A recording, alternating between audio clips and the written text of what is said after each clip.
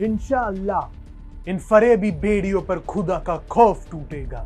इन गोरों ने हमारा बहुत मजाक बनाया, हमारे पाकिस्तानी होने पर बहुत फब्तियां कसी, मुसलमान होने पर गंदी जुबान में बहुत तंज कसा। मैं इनकी ज्यादतियां बर्दाश्त करता रहा, लेकिन अब और नहीं या खुदा। ऐसा ही कुछ कहा था पाकिस्तान के क्रिकेटर अजीम रफीक ने इंग्लैंड में हुए उनके साथ नस्ल भेद पर, लेकिन बेचारे सताए हुए भाईजान का कच्चा चिट्ठा खुल गया।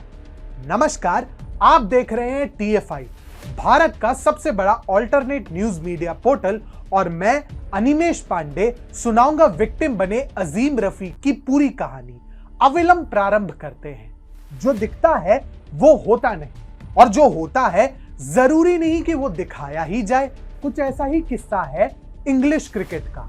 यहां छाती पीट पीट कर वामपंथियों ने अजीम रफीक नामक व्यक्ति की दुख भरी दास्तान और अंग्रेजों द्वारा उस पर किए गए अत्याचार की कथा सुना दी। परंतु क्या वास्तव में वे उतने पीड़ित हैं जितना वे अपने आप को चित्रित कर रहे हैं? लेकिन ये अजीम रफीक आखिर है कौन, और ये किसलिए इतनी चर्चा में है? इन दिनों वोक संस्कृति की कृपा से जाने अनजाने में नस्ल भेद पर वास्तव में चर्चा होने लगी है, जिसके पीछे माइकल वॉन जैसे मजे हुए क्रिकेटरों तक पर कार्रवाई होने लगी है। इसी बीच इंग्लिश क्रिकेट के वर्चस्व का प्रतीक माने जाने वाले काउंटी क्रिकेट में पाकिस्तानी मूल के क्रिकेटर अजीम रफीक ने अपनी स्वीकारोक्ति से कोहराम मचा दिया, और उन्होंने इंग्लैंड के संसदीय पैनल के समक्ष दावा किया कि उन्होंने खिलाड़ियों से लेकर ब्रिटिश क्रिकेट बोर्ड तक से नस्ल भेद के विषय पर काफी अपमान और नस्ल भेद का सामना किया है। कराची में जन्म लेने वाले अजीम रफीक का मानना है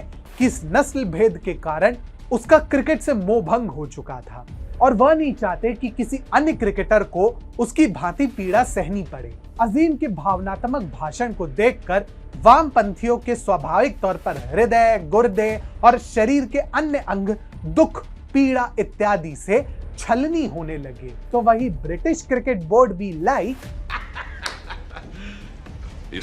लेकिन अजीम मियां की भोली सूरत पर बिल्कुल मत जाइए।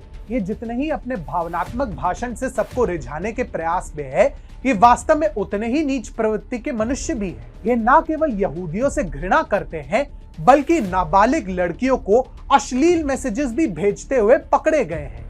ये दोनों ही घटनाएं इनके संसदीय पैनल के समक्ष बयान देने के बाद सोशल मीडिया पर वायरल हुए हैं, और अजीम रफीक के स्वयं के चरित्र पर अब एक गंभीर प्रश्न लग चुका है।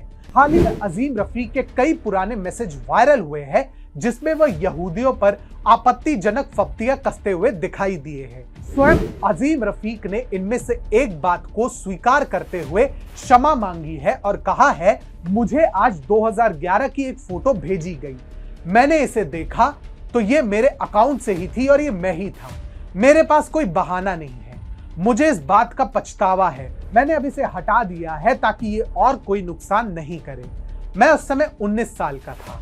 मैं उम्मीद करता हूं और विश्वास करता हूं कि मैं अलग इंसान हूं। मैं अपने आप से काफी गुस्सा हूं और पूरे यहूदी समुदाय से माफी मांगता हूं। साथ ही उन सभी लोगों से माफी मांगता हूं जो इससे आहत हुए हैं। स्वयं तो नस्ल भेद पर इतना लंबा चौड़ा ज्ञान दे रहे थे, परंतु यहूदियों के विरुद्ध बंधु विष उगलने से भी बाज नहीं आए। यानी स्पष्ट शब्दों में हिपोक्रेसी की भी सीमा होती है। अरे रुकिए बाबू, कहां चल दिए? ये तो मात्र प्रारंभ है, क्योंकि अजीम रफीक पूर्व ऑस्ट्रेलियाई कप्तान टिम पेन की भांति ही जल्दी सेक्सटिंग विवाद में भी फंसने वाले हैं। अजीम पर एक भारतीय मूल की युवती ने व्हाट्सएप पर अश्लील मैसेज भेजने और उसका मानसिक उत्पीड़न करने का आरोप लगाया, वो भी तब जब वह मात्र 16 वर्ष की थी। यॉर्कशायर पोस्ट के अनुसार पीड़िता जब 16 साल की थी तब वह रफीक से मिली थी। उसने हालांकि बताया कि थोड़ी बड़ी दिखने के लिए उसने रफीक को अपनी उम्र 17 साल बताई थी। रिपोर्ट के अनुसार उसने आरोप लगाया कि क्रिकेटर ने मैनचेस्टर से दुबई की उड़ान में मिलने के 3 महीने बाद दिसंबर 2015 में उसे अनुचित व्हाट्सएप मैसेज भेजे। इसके अलावा उसने दुबई में रात के खाने के लिए रफीक के निमंत्रण को भी ठुकराया।